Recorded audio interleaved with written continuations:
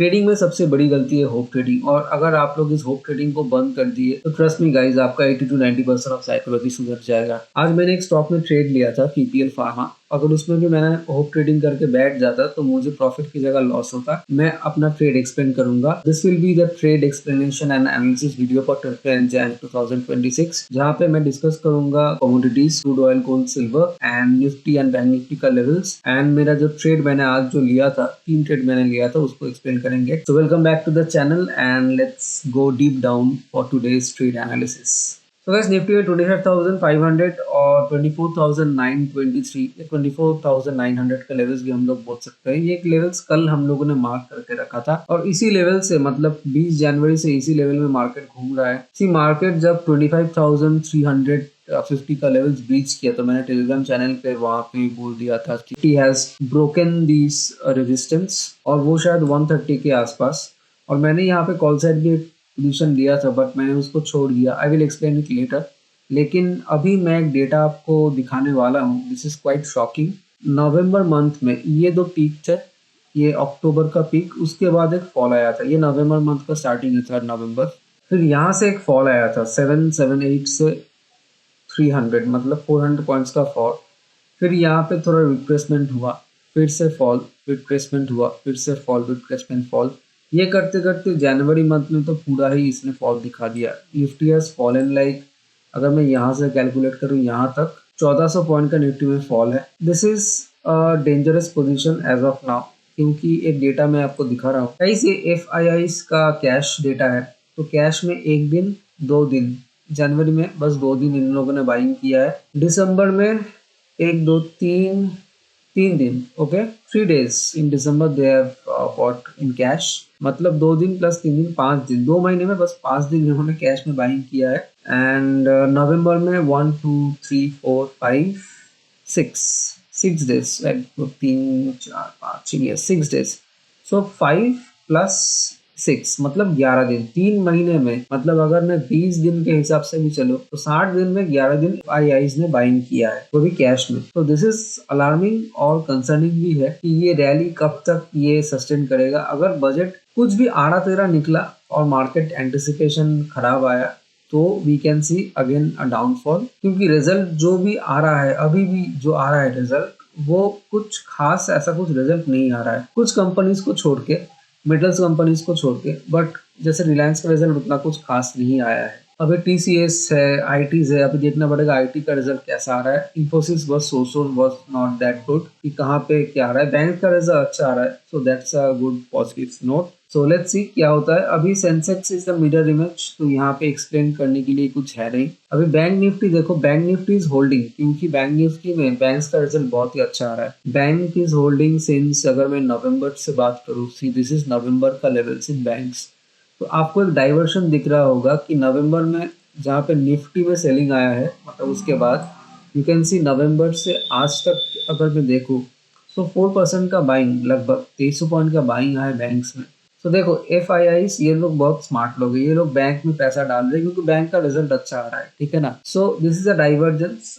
मुझे नहीं पता कितने लोग ये सब दिखाते हैं दूसरे चैनल में, लेकिन मैं आपको दिखा रहा हूँ कि कहाँ पैसा एक्चुअल में जा रहा है, ठीक है। तो निफ्टी में अभी बैंक से, प्राइवेट बैंक से, बट बैंक निफ्टी में प्राइवेट और पीयूसी बैंक्स भी होते हैं। तो यू कैन अंडरस्टैंड कि यहाँ पे एक क्लियर डाइवर्जेंस है कि निफ्टी में सेलिंग हो रहा है जहाँ पे बैंक निफ्टी में बाइंग हो रहा है। So this is the whole picture, जो मुझे लगा आपको देखना चाहिए। और कितना डीप एनालिसिस होता है मार्केट का, तो ये भी आपको अंदाजा होना चाहिए। देखो अभी क्रूड ऑयल देख लेते हैं। क्रूड ऑयल में अगर 1 आवर चार्ट में हम लोग देखें तो it is heading to a resistance zone, but ये क्रूड का rally is mainly due to the Iran war situation, and यहाँ पे यूएस में एक स्नो स्टॉर्म चल रहा है, उसकी वजह से प्रोडक्शन भी डाउन है, इसीलिए crude is railing. So this is the seen in crude. Net gas अगर आप लोग ट्रेड करते हो, वेल एंड गुड, अगर नहीं करते हो तो आपको करना चाहिए, बिकॉज यही एक कमोडिटीज है जहाँ पे आप कम पैसा लगा के अभी इस टाइम में अभी आप लोग अच्छा खासा प्रॉफिट जनरेट कर सकते हो। यहाँ पे मार्जिन भी कम लगता है। वही सिल्वर की बात कर लेते हैं। देखो सिल्वर अभी तो 118 चल रहा है यहाँ पे कॉमिक्स में, लेकिन शंघाई मार्केट में शायद ये 140 के लेवल के आसपास चल रहा है। मे बी ये 150-160 तक भी पहुंच जाए, क्योंकि देखो सिल्वर और गोल्ड में, मेनली सिल्वर में अभी सप्लाई डिमांड का खेल चल रहा है। तो यहाँ पे अगर कोई टेक्निकल एनालिसिस करके ये बोल रहा है कि सिल्वर यहाँ से गिरेगा, इतना देर आएगा, ये तो बकवास की बात है, ठीक है। अभी सिल्वर अभी डिमांड में सप्लाई चल रहा है। कोई भी अगर आपको बोले कि ये सपोर्ट है, ये रेजिस्टेंस है, उसके बाद मत मानो। हाँ, थोड़ा बहुत टेक्निकल चल रहा है, लेकिन अभी बाइंग ऑन डिप्स हो रहा है। अभी जब भी आप देखना सिल्वर में करेक्शन आया है, वहां से शार्प करेक्शन के बाद शार्प बाइंग भी आया है, एंड दिस इज कंटिन्यूइंग। ये यहाँ पे रुका नहीं है। अगर ये 1 घंटे का चार्ट है, अब देखो यहाँ पे एक फॉल, फिर कंटिन्यू टू हियर, फिर यहाँ पे फॉल आया, फिर ये कंटिन्यू कर रहा है। प्योर सप्लाई और डिमांड में चल रहा है, तो देयर इज नो टेक्निकल। नीचे का लेवल आपको मिल जाए तो खरीद लेना, नहीं तो बेस्ट पे ETF, क्योंकि अभी MCX में भी आप लोग इसको ट्रेड करना मतलब एक दर्दनाक चीज हो रहा है। आप देखो ये मार्च फ्यूचर है सिल्वर का, 4,15,000 में चल रहा है, एंड दिस इज 4 लाख का कॉल, ठीक है। अगर इसको आप बाय करने जाओगे, सिल्वर मिनी का ऑप्शन है, ठीक है ना। ये सिल्वर बड़ा कॉन्ट्रैक्ट नहीं, सिल्वर मिनी का है। If you want to trade silver mini, देखो 2,86,000 मतलब 3 लाख के आसपास इसका चल रहा है। मार्जिन इसका लगेगा, ये 4 लाख है। अगर आउट ऑफ द मनी मैं देख लेता हूँ यहाँ पे 4,30,000 का देख लेते हैं, तो यहाँ पे अगर मैं बाई करने जाऊंगा, यहाँ भी 2,19,000। तो this is quite impossible for most of the people. और गोल्ड में भी ये जो रैली चल रहा है, this is purely because of the Trump effect. यहाँ पे वॉर हो रहा है, इनडिसीजन, किसी को कुछ नहीं पता है क्या हो रहा है ग्लोबल सिनेरियो में, टैरिफ कभी भी आ रहा है, तो इसीलिए गोल्ड भी रैली कर रहा है। यहाँ पे सप्लाई डिमांड का कोई चीज नहीं है गोल्ड में, जैसे कि सिल्वर में है, but gold will correct a bit. कितना करेगा ये किसी को नहीं पता, शायद $200-300 यहाँ से गिर सकता है, because this is very high. जब जब मार्केट इतना हाई गया है, वहां से थोड़ा तो करेक्शन आया है। तो अगर गोल्ड आपको ये 5500 के आसपास चल रहा है, अगर 54 या फिर 53 के आसपास जो ये डिमांड जोन दिखा रहा है, 52-50, 1 घंटे का चार्ट है, यहाँ पे अगर आ गया तो this a good buying zone. यहाँ पे भी बाई कर सकते हो, लेकिन this will be not good for ETF के लिए दिस लेवल इज गुड। अगर गोल्ड में यहाँ पे चेक करो MCX में, सो दिस इज गोल्ड फेब्रुअरी का फ्यूचर 1,76,000 चल रहा है। गोल्ड का प्रॉब्लम यही कि यहाँ पे अभी वॉल्यूम नहीं है, and it's very difficult to get volume and यहाँ पे ट्रेड लेना। देखो ये गोल्ड मिनी का मैं देख रहा हूँ MCX में, फेब्रुअरी मंथ का कॉन्ट्रैक्ट है। Gold mini futures is going, कितना चल रहा है 1,96,000। और इसका अगर मैं ऑप्शन देख लेता हूँ, गोल्ड मिनी का ऑप्शन नहीं होता, सॉरी माय मिस्टेक। तो दिस इज द कंडीशन। तो 2 लाख रुपीज फॉर गोल्ड अगर आप फ्यूचर बाय करना चाहते हो, वही मिनी में। इसका बड़ा कॉन्ट्रैक्ट मतलब इंटू 10 कर लो, 19 लाख के आसपास आपको मिलेगा। मैं जस्ट फॉर दिस वीडियो में दिखा देता हूँ गोल्ड फ्यूचर। ओके, इसको अगर मैं बाई करूंगा तो 19,27,206 रुपए। तो वही हुआ, डिवाइड बाई 10 कर लोगे तो 1,96,000। सो दिस इज कमोडिटीज जो अभी करंट सिनेरियो है। Due to uncertainties gold is flying, gold will correct फिर fly again because it's an asset. Silver में भी आप ETF खरीद सकते हो, gold ETF is also there, you can buy gold ETF। लेकिन अभी the market is so volatile, यहाँ पे फ्यूचर्स और ऑप्शंस बाय करना it's quite risky for you, आपके अकाउंट के लिए भी रिस्की हो सकता है। क्रूड में आप लोग देख सकते हो, लेकिन क्रूड में अगर ईरान ने कह दिया कि हम लोग वॉर नहीं चाहते, या फिर ट्रम्प ने कह दिया कि we are here for the peace talks, ये $65 अभी चल रहा है, 65 से सीधा $61 में आ जाएगा, या फिर $60 फिर से आ जाएगा। क्योंकि विंटर स्टॉर्म तो सारा साल तो नहीं चलेगा, विंटर स्टॉर्म कभी ना कभी तो खत्म हो जाएगा। और अगर ये वॉरलक सिचुएशन भी यहाँ पे डिक्रीज हो जाता है, एस्केलेट नहीं होता है, तो यू विल सी 62 और 60 का levels very soon. So this is the scenario of the commodities. अभी बात करते हैं ट्रेड एनालिसिस के बारे में, आज जो मैंने ट्रेड लिया था उसके बारे में। तो पहला जो मैंने ट्रेड लिया था आज, वो था इंडिगो में। सो मेरे चार्ट में ये सब लेवल्स आपको दिख सकता है, अलर्ट में लगा के रखता हूँ, these are my support levels. तो मेरा लेवल्स कुछ यही पे था, अराउंड दिस लेवल, ये कुछ 4605 का लेवल्स था। तो मैंने यहाँ पे ट्रेड लिया था, मुझसे ट्रेड एक्चुअली मिस हो गया, मुझे इस कैंडल पे ट्रेड लेना था। ये 15 मिनट्स, आई मीन 5 मिनट का चार्ट है, लेकिन 15 मिनट्स में ये अलर्ट कैंडल था, तो मुझे इसमें ट्रेड लेना था, लेकिन ये ट्रेड मिस हो गया। मैं परसिस्टेंट सिस्टम देख रहा था तब, सो दैट वाज मेरा मिस्टेक, बट ठीक है, कोई ना, फिर मैंने जब ट्रेड यहाँ पे पंच किया अराउंड 4605 के लेवल्स पे, तो ये नीचे तक गया था 48 एंड 4588। बट मुझे यहाँ पे जब ये कैंडल दिखा, मेरे को ये रिट्रेस हो गया था, तो यहाँ पे ये जो कैंडल बन रहा था डोजी टाइप, तो मुझे कॉन्फिडेंस नहीं आ रहा था इस ट्रेड को होल्ड करने के लिए, बिकॉज एक तो यहाँ पे निफ्टी में थोड़ा रिट्रेसमेंट दिखा रहा था and Indigo was aligned with Nifty. Nifty यहाँ पे थोड़ा रिकवर आया, इंडिगो में भी थोड़ा रिकवरी आया, बट स्टॉक वॉज डाउन। मुझे पता था कि स्टॉक में ज्यादा रन अप नहीं होगा, ये थोड़ा शायद ईएमए के ऊपर जाके फिर नीचे ही क्लोज हो जाएगा, और वही हुआ। देखो 4620 में 20 में ये क्लोज हुआ है, वीआईपी की जस्ट ऊपर जाके फिर नीचे ईएमए के आसपास ही क्लोज हुआ था। बट मैंने जब देखा यहाँ पे डोजी बन रहा है, निफ्टी के साथ ही अलाइन भी हो रहा है, और निफ्टी आज लो से रिकवर हो रहा था, मुझे ये एहसास हो गया कि निफ्टी आज नीचे और नहीं जाएगा। तब मैंने कुछ इस लेवल में ही एग्जिट कर दिया। इसीलिए मेरा पहला जो ट्रेड था उसमें मुझे 735 रुपीज़ का लॉस हुआ। सेकंड ट्रेड मैंने निफ्टी की कॉल साइड में लिया था, 200 के कॉल में लिया था निफ्टी में, एंड उस ट्रेड को अगर मैं होल्ड कर लेता तो शायद मुझे आज 13,000 के आसपास का प्रॉफिट भी होता। सी, मेरा जो स्कैल्पिंग का टेक्निक है, और क्योंकि मैं ज्यादातर स्टॉक ऑप्शंस में ट्रेड करता हूँ, तो मेरा थोड़ा होल्डिंग का थोड़ा टेंडेंसी है, मैं थोड़ा होल्ड कर लेता हूँ। बट मुझे जब दिखता है कि एक अच्छा खासा प्रॉफिट से ये फिर नीचे की तरफ मार्केट आ रहा है, तभी I don't get the confidence to hold in Nifty. ऊपर से यहाँ पे डीके भी होता है, तो अगर मेरे अगेंस्ट ही मार्केट पहले से ही है तो वहां पे होल्ड करना थोड़ा मुश्किल हो जाता है। तो मैंने इस जोन पे 230, मैंने कहाँ पे लिया था, 237 में लिया था निफ्टी 200 का कॉल, क्योंकि यहाँ पे 5 मिनट्स के चार्ट पे मैंने देखा यहाँ पे एक डीप बार कैंडल क्लोज हुआ है। सो और वीएफ के ऊपर भी एक क्लोज डे के ऊपर ही सेटल हो रहा है, तो आई थॉट कि यहाँ पे एक शॉर्ट कवरिंग रैली आ सकता है। मैंने इस जोन में लिया था 237 के लेवल्स पे। निफ्टी यहाँ तक गया, फिर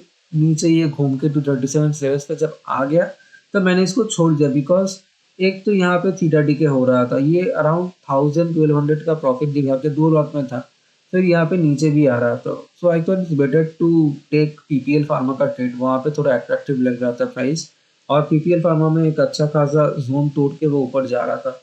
सो आई थॉट कि it's better to take the trade in PPL pharma. ऊपर से एक लॉस था मेरे ऊपर 735 रुपीज़ का, इसको भी कवर करना था। So I left the trade in Nifty का call, but my view was correct. मैं जो एनालिसिस कर रहा था निफ्टी के ऊपर वो करेक्ट था। अगर होल्ड कर लेता तो आज इतिहास बन जाता, 2 लॉट में 12-13 हज़ार आराम से आ जाता है। तो दैट वाज माय मिस्टेक, मैंने होल्ड नहीं किया, कोई नहीं, ठीक है चलो। और थर्ड जो मैंने ट्रेड लिया था वो पीपीएल फार्मा में लिया था। देखो PPL pharma fall like anything. मैंने पीपीएल फार्मा में ये लेवल्स मार्क करके रखा था कि 159 का लेवल अगर ये तोड़ता है और ये कैंडल अच्छा खासा बनाता है, फिर मैं यहाँ पे ट्रेड लूंगा। मैंने एग्जैक्टली अपना ट्रेड प्लान को फॉलो किया। तो दिस वाज पीपीएल फार्मा का 15 मिनट्स ओवरवीक चार्ट। फिर यहाँ से पीपीएल फार्मा यहाँ तक गया, फिर यहाँ पे एक इसका रेजिस्टेंस था, फर्स्ट, सेकंड, थर्ड टाइम जब इसने यहाँ पे ब्रेक किया, मैंने यहाँ पे ट्रेड में एंट्री लिया, because this was a very long standing resistance. बहुत दिनों से रेजिस्टेंस था पीपीएल फार्मा में। ये देखो, दिस वाज द रेजिस्टेंस। तो मैंने यहाँ पे एंट्री लिया था 160 के लेवल्स पे, और ठीक मैंने 160 टू 163 के लेवल्स यहाँ पे इसको छोड़ दिया। Let me switch the PPL pharma options का चार्ट। 157.5 का मैंने लिया था, तो मैंने एंट्री लिया था 790 में, ₹7.90। Yes, this was the level, मैंने यहाँ पे एंट्री लिया था। और जब यहाँ तक पहुँच गया, you can see in the spot chart also, आप देख सकते हो इस लेवल पे 163, क्योंकि 163 से 165 एक इसका रेजिस्टेंस जोन है। If I switch to this level, यहाँ पे देखो ये कैंडल, तो ये कैंडल था, ये जोन था, इस जोन को तोड़ के ऊपर इस कैंडल में, इफ आई जूम इन, इस कैंडल के ऊपर पीपीएल फार्मा को क्लोज करना था। पीपीएल फार्मा इस कैंडल के ऊपर क्लोज नहीं किया, इसीलिए मैंने पीपीएल फार्मा इसी जोन में छोड़ दिया। अनदर थिंग कि जब मैंने देखा ये लॉन्ग बॉडी शैडो इसने कवर कर लिया है इतने बड़े कैंडल को, so I thought it's better to exit. कुछ इस लेवल्स पे 6250 के लेवल्स पे मैंने एग्जिट कर दिया। सो उसके बाद देखो, अगर मैं होप में बैठा रहता, ठीक है ना, अगर यहाँ पे मैं होप में बैठा रहता कि 165 लेवल्स तोड़ेगा, और मेरा स्टॉप लॉस शायद यहाँ पे कुछ था 160 का लेवल्स, अगर यहाँ पे तो शायद ये या इस जोन में मेरा स्टॉप लॉस था, तो देखो आज क्या होता। ये मेरा स्टॉप लॉस भी जाता, मेरा जो लॉस था वो डबल हो जाता। और अगर मैं स्टॉप लॉस थोड़ा नीचे भी कर लेता, जो बेसिक साइकोलॉजी होता है, अरे ये ऊपर जाके थोड़ी नीचे आएगा, फिर देखो कितना गिरा है ये, फ्रॉम 790, फ्रॉम 9 का लेवल से 3 का लेवल। तो अभी देखो अगर मैं यहाँ पे होप ट्रेडिंग करने बैठ जाता तो मुझे तो होप था कि 165 के लेवल्स तक भी जाएगा, लेकिन इसको सिचुएशन अवेयरनेस सेंस कहते हैं कि जब मैंने देखा कि ये ईएमए के आसपास चल रहा है एंड यहाँ पे कैंडलस्टिक भी ये कुछ खास ऐसा कुछ नहीं बना रहा है, I was not getting the confidence. तो मैंने अपना स्टॉप लॉस को ट्रेल कर दिया और जितना भी प्रॉफिट आया था मैंने उसको बुक कर लिया। शायद ये 165 लेवल्स तक भी जा सकता था, बट दैट्स अ होप। और ये होप ट्रेडिंग बहुत गलत है, इसीलिए मैंने वीडियो के स्टार्ट में कहा कि जब तक आप होप ट्रेडिंग नहीं छोड़ोगे तब तक आप प्रॉफिटेबल नहीं बन सकोगे, क्योंकि ये ट्रेडिंग साइकोलॉजी का मेन चीज़ है कि होप ट्रेडिंग। आपको होप ट्रेडिंग छोड़ना होगा अगर आपको प्रॉफिटेबल बनना है। अगर आप लोग होप ट्रेडिंग नहीं छोड़ सकते तो आप प्रॉफिटेबल नहीं बन सकोगे। और मेरे डिक्शनरी में होप ट्रेडिंग नहीं है। अगर होप में बैठे रहोगे तो यहाँ पे मेरा प्रॉफिट भी जाता, उसके साथ मेरा स्टॉप लॉस का लेवल था वो भी जाता। तो मार्केट को फ्री में पैसा बांटने के तो लिए हम लोग नहीं बैठे हैं ना, मार्केट से पैसा कमाना है, बांटना थोड़ी है। तो हमेशा आंख और अपने सेंसेस को ओपन करके आप ट्रेड करो, होप ट्रेडिंग में मत जाओ, इसमें न जाने कितने अकाउंट डिस्ट्रॉय किए हैं। और देखो इंडिगो में भी अगर मैं यहाँ पे होप में बैठा रहता कि इंडिगो में मुझे आज ये मार्केट नीचे जाएगा, मैंने पुट का पोजीशन बनाया था, तो मुझे आज भी इंडिगो में अच्छा खासा लॉस हो सकता था। ये 700 का लॉस शायद मुझे 2700 का लॉस भी लेना पड़ता, क्योंकि मेरा जो इंडिगो का स्टॉप लॉस था वो इस कैंडल के ऊपर था। तो इस कैंडल को तो ये ब्रीच करके ऊपर गया, फिर नीचे भी आया, तो इस कैंडल का ब्रीच मतलब कुछ नहीं तो 2000 का लॉस हो जाता। तो मेरा एक रूल है, अगर 5 मिनट में मुझे मेरा प्रॉफिट नहीं दिख रहा है तो मैं उस ट्रेड में एग्जिट कर लूंगा, क्योंकि it's better to exit in a small loss than a big loss. क्योंकि मेरे लिए ये बहुत ज़रूरी है कि मुझे छोटा लॉस चाहिए, मुझे बड़ा लॉस नहीं चाहिए, क्योंकि एक बड़ा लॉस मेरे दूसरे दिन भी मेरा जो प्रॉफिट पोजीशन होगा वो शायद मैं लॉस में कन्वर्ट कर लूँगा। तो इसीलिए I am happy with small loss, not with big loss. So guys, this was the trade analysis video for 29 Jan 2026। I hope ये वीडियो में आपको कुछ सीखने को मिला है, आपको वीडियो इन्फॉर्मेटिव लगा है। इस वीडियो के डिस्क्रिप्शन बॉक्स में मैं टेलीग्राम का चैनल लिंक एंड इंस्टाग्राम का जो पेज, नया जो पेज है मेरा, उसका लिंक मैं छोड़ दूंगा, तो आप वहाँ से मुझे फॉलो कर लेना। एंड अगर कुछ पूछना है तो मुझे कमेंट बॉक्स में आप लोग पूछ सकते हो, I will certainly give you answer on that. तो गाइस मिलते हैं किसी नेक्स्ट वीडियो में, तब तक के लिए goodbye and take care.